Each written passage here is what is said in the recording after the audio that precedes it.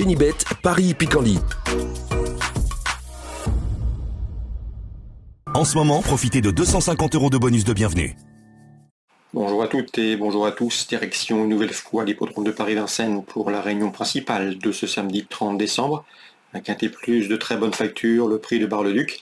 Nous aurons également des informations à vous transmettre pour cette même réunion de Vincennes et pour la réunion 4 sur l'hippodrome de Graignes où j'ai pu m'entretenir avec certains professionnels y participant, affichant de surcroît une belle confiance. Comme vous le savez, vous pouvez toujours liker ce programme, le partager, et ce, via nos différents réseaux sociaux. Ne vous en privez surtout pas. C'est possible via Facebook ou encore Twitter. Le quintet, prix de Bar-le-Duc en ce samedi 30 décembre. Comme je vous le disais, des trotteurs de premier plan sont au départ de cette course. J'aime beaucoup le 5 ans Ibiki de Well, le numéro 3, qui a remporté avec brio, avec la manière, le prix narquois en 1-11-4 sur le 2007 de la grande piste le 9 décembre. Depuis, il a participé au prix Ténor de Maune face aux meilleurs de la promotion. Ce jour-là, il n'a nullement démérité. C'était le 24 décembre. Reste à savoir s'il a bien récupéré de ses récents efforts. Mais en valeur pure, ce cheval dur à l'effort, capable d'imprimer sa cadence à la course, à mon avis, a les moyens de s'imposer de bout en bout. C'est le numéro 3, Ibiti de Well, mon préféré. Je lui poserai le numéro 11, Hip Hop au fort, vous le connaissez, il a pris la 4e place du dernier prix d'Amérique l'hiver dernier. Il a depuis remporté le prix Jean Dumouche le 17 décembre, c'est un cheval très dur à l'effort, parfois lent dans sa mise en jambe mais capable de bons derniers kilomètres. Le cheval avait remporté également le prix de Bretagne l'hiver dernier. Dans ce lot, malgré son rendement de distance, il devrait participer activement à l'arrivée et lutter pour les premières places, malgré donc ce handicap initial de 25 mètres. À noter qu'il sera pieds nus, c'est le numéro 11, Hip Hop au fort. J'ai ensuite placé le 14, Eric The Hill, un trotteur scandinave de qualité. Lui aussi est confirmé à Vincennes, lauréat au mois de novembre du prix du Languedoc. Depuis, il a couru le prix du Bourbonnais courant décembre. Lui aussi a les moyens d'intégrer le podium. Le 13, Happy Valley, est une jument qui a le niveau d'une course comme celle-ci. Son driver a pour habitude de patienter avec elle et lui faire tracer d'excellentes fins de course. Elle a terminé 3e du prix du Languedoc derrière le précédent cité Eric The Hill.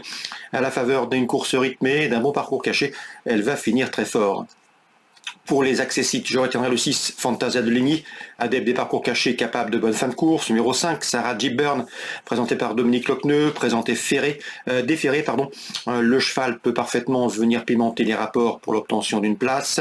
Le 7, c'est Floréal, il a 8 ans mais il est toujours un gamme. Belle victoire au Croisé-la-Roche, une 2e place à Bellecote ensuite sur l'hippodrome de Paris-Vincennes. Il marchait 1-13 et fraction sur ce parcours. Robin Bouvier affirme que son cheval est resté au mieux.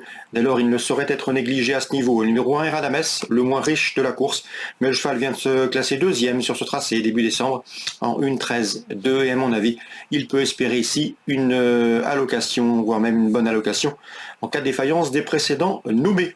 Un résumé chiffré pour ce quintet du samedi 30 décembre. Le 3, Ibiki de Well devant le 11, Hip Hop au fort, le 14, Eric The Hill et le numéro 13, Happy Valley. Pour les places, le 6, Fantasia de Ligny, le 5, Sarah Gibburn, le 7, Floréal et le numéro 1, Radames. En canot partant, je me pencherai sur le numéro 4, Fanfaronneur. On se retrouve désormais pour les coups de cœur. En ce moment, profitez de 250 € de bonus de bienvenue. Voici désormais mes informations et conseils de jeu pour ce programme du samedi 30 décembre. Concernant Vincennes, dans l'épreuve d'ouverture, le 106 Skill qui reste sur 2 victoires et sera plaqué des 4 devrait confirmer. Même remarque pour le numéro 7, Condor, qui reste lui aussi sur un succès et qui sera plaqué des 4 pieds. Pour les accompagner au trio, attention au pensionnaire de Louis Jublot. Le numéro 4, c'est Keops de Fredlo. Le cheval est resté au mieux, Louis Jublot qui nous avait donné de bonnes informations la semaine dernière avec des gagnants. Concernant le prix Yvonne Bodin, une belle épreuve estampillée groupe 3 pour les apprentis. Le 609 Granit Mélois s'annonce redoutable, vous le connaissez, c'est un cheval dur à l'effort qui aime imprimer sa cadence. Lors de ses 4 dernières sorties autre-montées, lorsqu'il était déféré, il a gagné plaisamment. Il a notamment battu un Lucky ou encore Hérondelle du Rive dernièrement. C'est a priori le cheval de la course, le 609 Granit Mélois. On peut lui opposer le numéro 10, Esperanza Idol, toujours un grand à l'âge de 9 ans. Lors de ses 3 dernières sorties autre-montées, il n'a jamais terminé plus loin que 3e. Noël Langlois, là toujours au mieux, sa préparation s'est bien déroulée. Attention également au numéro 4, Galested, qui reste sur une 2e place dans la discipline du trop monté, 609, 610, 604. La Septième, Julien Cormy m'a assuré de la bonne forme du 713 de l'Idéchal. Je pense que son interview sera disponible sur canalturf.com et ce gratuitement. Il est assez confiant donc avec le 713 de l'Idéchal qui sera plaqué les 4 et confié au bon soin d'Éric Raffin.